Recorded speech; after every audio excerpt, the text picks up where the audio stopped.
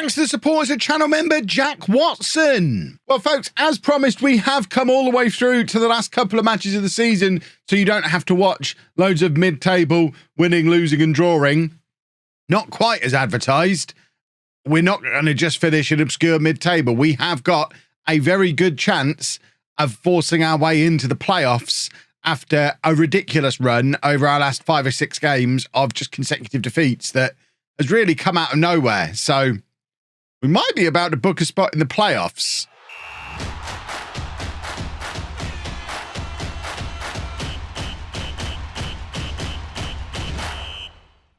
Hello, and welcome to part 25 of Non-League to Legend. I'm Kevin. Coming up on today's episode, we have our final 2 games of the regular league season for you. We're away against York, at home against Bromley. And since you were last with me, we played a lot of football. I think our last episode was back here in February. We've played like 10 or 12 matches since then. And they started off exactly how I expected them to.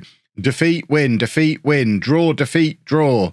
And I mean, at that point, I'm thinking, shall I come back for another episode? Nah, there's no point. We're just in mid-table. We can't string 2 wins together.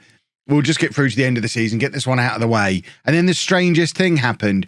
Without really changing anything, we just started winning. A 3-0, a 3-0. I mean, we did 6 wins in a row. And I'm getting here and thinking, we're pushing up to the playoffs. Do I come back for a video? Oh, I could come back for a video, but then I'm just going to do like 4 consecutive matches across 2 videos. That's a weird video to make. Bottom line, yes, we've played a lot of matches. Yes, there's been eventful stuff happen, but no, there wasn't really a good opportunity to come back and do a video anywhere in all of that. In an ideal world, I'd have shown you Scunthorpe and Boston in a video, and that would have been the turning point of the season, and we'd have gone on from there. But obviously, going into that Scunthorpe game, I had no reason to believe the season was going to turn around. It's been mad. This is what the league table looks like. We are in 7th place. We're the only team not yet securing a spot in those playoffs, but we are the team in possession. 2 points clear of Woking. Realistically, it's only Woking who can catch us. Altrincham, albeit only 6 points behind or way behind on goal difference, but Woking can catch us. We play York, who are down in 12th, while Woking are at home against Boreham Wood, who are mid-table. So you'd expect Woking to pick up a win there. So we must win against York. And then on the last day, Woking are away against Barrow, who are also in the playoffs, while we're at home against Bromley, who are also in the playoffs. So basically, last day of the season, playoffs start early and anything can happen. It's going to be a very interesting one. Transfer-wise, as you can see, we've got some of these Premier League youngsters coming in. I'll introduce them to you properly in the transfer video in a day or two's time, depending on whether we're in the playoffs. But we've brought in a lot of them, and they're all pretty cheap. I don't think you can see the contracts they've signed. They're all earning about £200 a week, though. You can see from our committed spending that we've only actually committed to an extra £500 on top of what we're spending at the moment. That does account for a couple of players who are going to be out of contract as well. But we're not spending crazy on any of these guys. No decent strikers, though. So we are effectively bringing in an entire back 4 in midfield. But most of them, I have learnt my lesson, most of them are coming in as breakthrough players on their contracts. So they're not going to expect first-team football. There shouldn't be loads of demands and promises. So they're not necessarily a bunch of players who are expecting to come straight through into the first team. But some of them are really good. I mean, this guy, when we had him in on trial, my coaches said he's a potential future Premier League player, which might be getting, bear in mind, pinch of salt, my coaches are rubbish. They wouldn't know a Premier League player if he walked up to them and bit them on the ear. But, you know, he's quite good. He is one who would come into the first team, and we are struggling a bit to bring him in. We've finally agreed a £250 offer for him. But Rotherham are also interested. So we might not get Sanupe. The rest of them, though, are all in on youth contracts or breakthrough contracts and varying degrees of might get in the team at some point. I mean, you can see they've all got a lot of potential, but none of them necessarily going to come in as the best player in their position. A little bit different to what it was when we were down in the National League North signing Max McKnight, and he came straight in as our best player. So these aren't signings for the first team for next year. This is bringing us in some youth because we don't really have any youth. And we will focus on first team signings in the transfer video. But that's not for now. For now, it is all about trying to get into the playoffs. Oh, by the way, we did sign a player or 2. Had we signed... Hold on, not trials. Come on, Kev. All transfers. There we go. At the last episode, we had signed Jack Payne. We hadn't yet, I think, signed Tom Nichols. Tom Nichols is another former Peterborough United player. One of the bigger flops in the history of Peterborough United. Came in for £250,000 from Exeter. If you are a posh fan, you'll know, basically, signing a player from Exeter is the kiss of death as a posh player. They're always rubbish. We always overspend, and they're never any good. But he came in when we were in League One, and he's gone on to have a career where more often than not he scores 1 or 2 goals as a striker. But he has played his entire career in the Football League, so it seemed like a sensible thing to do for not a lot of money. We needed another striker in and around the place. He is 31 though, and true to form, he's come in, not played very well, and only scored 1 goal. But he is going to be playing today because we've picked up an injury to Okoronkwo. He's going to be out for the next 3 weeks. If we do make it into the playoffs, he might be missing them, and that is going to be a big miss. So this is our team. We've got Marshall in goal, a back four of Morris, Stewart, Bennett and McKnight. Cisse at the base of the midfield, Levy and Roberts ahead of him, and then Payne in behind Nichols and Sewell up front. Roberts has played more football since being back here on loan from Charlton than he ever did when he was here for a year and a half as a permanent Peterborough Sports player.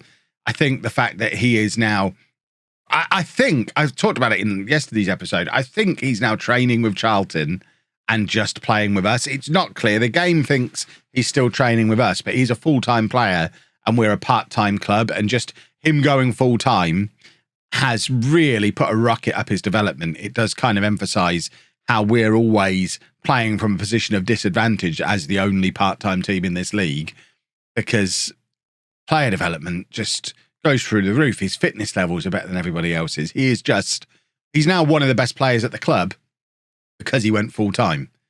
He's still the same guy who was here and not able to get in the team, but now he's full-time, and all of a sudden he's much better than all our other midfielders.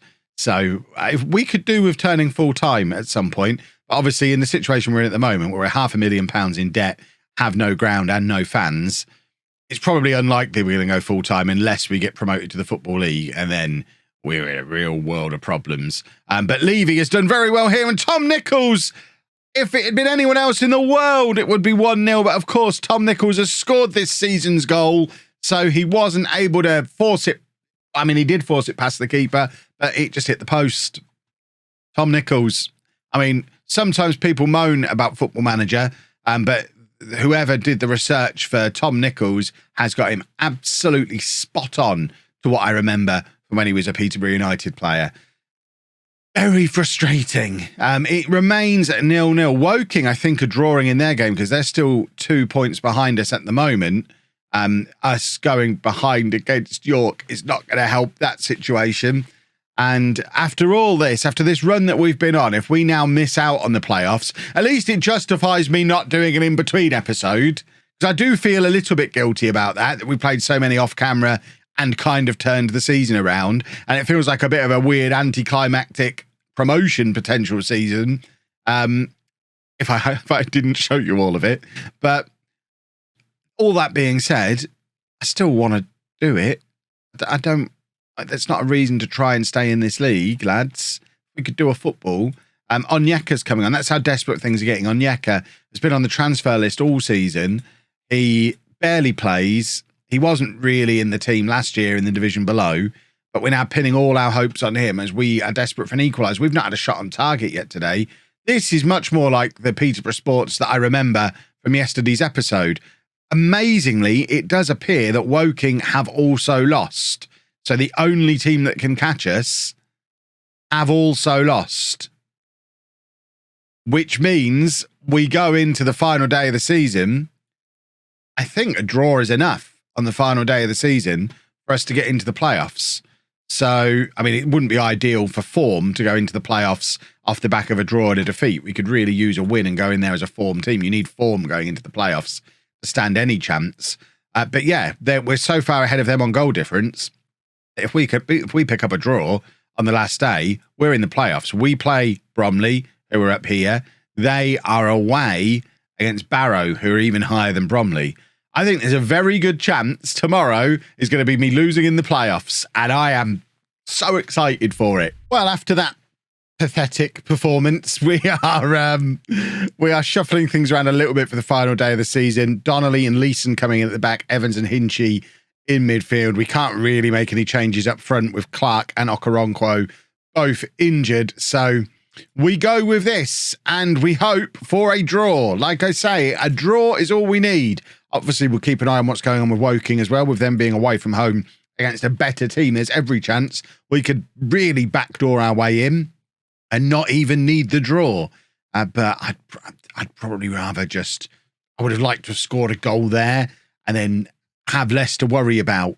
And like I say, form for the playoffs, speaking as a guy with extensive playoff experience, none of it positive, but I do have extensive playoff experience. I know how important it is to go into the playoffs in form. And if we go in without winning 3 games, we may as well not bother and just pretend that whole streak thing's not happening. So I really don't want to add to that number any further. At this point, I genuinely would have rather finished mid-table than be going through this now, because it's Football Manager giving us false hope. It's Football Manager's trademark. Those 6 wins in a row. The problem I did is that I did all them yesterday, and then I've turned the computer, I've turned the game off, restarted it this morning, and of course the mythical random number generator has reset, and now we've gone from winning form to losing form. And I won't be resetting again before the playoffs if we make it to them. But Saul has won the ball back here. This is good work from him. Oh no, he's only got Jordan Nichols in. Jordan Nichols? Jordan Nicholson used to play for us, didn't he? It's Tom Nichols in the middle. I know who my players are. Either way, the fact that he only had Nichols in the middle meant he had to take the shot on himself, because obviously there was no point squaring it. Nichols already has this season's goal, and Saul, unfortunately, not able to apply the finish. We are going to do a very early bit of encouragement. I almost demanded more, but I think the first half is a little bit early to be demanding more when we're only 1-0 down against a team who are above us in the league. Saul with the in-swinger looking for Bennett. Bennett can't get onto it, but Hinchy plays it back to Saul. Maybe a suspicion of offside there. Saul squaring it to Nichols, who of course hits the post in front of an open goal, and it remains 1-0 to Bromley. Woking are drawing at the moment away against Barrow, so as it stands, that's not enough for them. We are still the team in possession of that playoff position. Woking need to go ahead, and even if they do, if we equalise, it's not enough.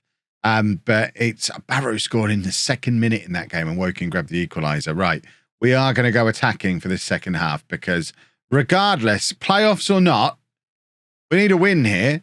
I mean, if we get the win, we'll definitely be in the playoffs. But regardless of any of that, if we're going to be in the playoffs, we've got to win. Even if we can get into the playoffs without winning, Barrow have gone ahead again. We're probably not going to need the win to get into the playoffs, but to not be really pathetic when we're in. And we play Barrow in the playoffs if we get into them, away from home. Woking are currently losing to them.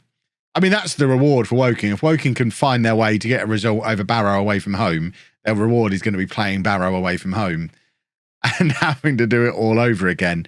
Oh, we are just combusting. This is the form I remember from yesterday's episode. That little blip was just that. It was a little blip. If we got promoted to the Football League, it would be a disaster for this football club. We don't have the infrastructure to be able to do it. And we don't have the team to be able to do it either. We'd go up, have to go full time, cost ourselves a gazillion pounds, and still come straight back down again because our players aren't good enough and we won't have the money to sign new ones. So we're spending it all on sending this squad of players full time. Woking have equalised. I think it's probably for the best at this point. Just put us out of our misery. We're 2-0 down. If Woking can grab a goal here, we don't have to worry about it. Jamie Saul has not had the script and has got himself an equaliser. 25 minutes to go. I'm almost leaning towards wanting Woking to score here, just so we don't have to have the humiliation of the playoffs again tomorrow. But I know you lot love watching me suffer, so you'll enjoy the playoffs, I'm sure. Right, let's have a look at what we've got. Roberts is going to come off. Levy will come on for him. That's an easy change to make. We're also going to take off Tom Nichols and bring on Onyeka. And, I mean, it still troubles me that we're having to bring Onyeka on. Marshall's in danger of losing his discipline, which is terrifying. I've never had a goalkeeper lose his discipline before, I don't think. That's going to be an interesting one. We are now demanding more. we've got to go through the motions of pretending we want to get in these playoffs, even if deep down I really don't. It's still 2-2 in the Barrow and Woking game. I imagine, if I know Football Manager the way I think I know Football Manager, Woking are going to score in the 89th minute. But then we'll score in the 91st, just to give us a couple of little twists, and we will ultimately end up in there against our own wishes. Here is Marshall. Seems to be keeping his discipline okay there. Now we need a Marshall lump. Big ball forward. Aim for the strikers. Do a goal. Onyeka has got in behind here. He's got no help. Plays it back to Levy. Levy with the shot, and he hits the crossbar. Oh, was that the chance to send us into these playoffs? Barrow have now taken the lead again over Woking. It's not going to matter. We are limping over the finish line into these playoffs. That being said, Woking now have got another equaliser, and we're not going to grab our equaliser. So what happened at Woking? Was there a last-minute winner for them, or have we limped into the playoffs in the most pathetic style possible? That's exactly what we've done. Woking drew 3-3, and we've set ourselves up for a really unpleasant time tomorrow. I guarantee, after all these horrible playoffs we've been in, it's 18 defeats in a row now, across multiple saves, across YouTube and Twitch. You know all about it from when I told you about it a few seasons back. But if ever we were going to break that, going into it in such horrible form might just be the time we do it. We've got to believe now. We're in the playoffs. We've given ourselves a chance. We are in horrible form, but we've got it in us to win 6 in a row. All we need to do here is win 3 in a row. It's doable. We've done it before. How did we lost to Barrow last time we played them? How about the time before? I can't find them. We only played them once this season. No, we lost then as well. Tomorrow's going to be a short episode again, I think. If you've enjoyed that, please make sure you leave a nice big thumbs up on there for me. Subscribe to the channel for daily Football Manager videos. And thank you very much for watching.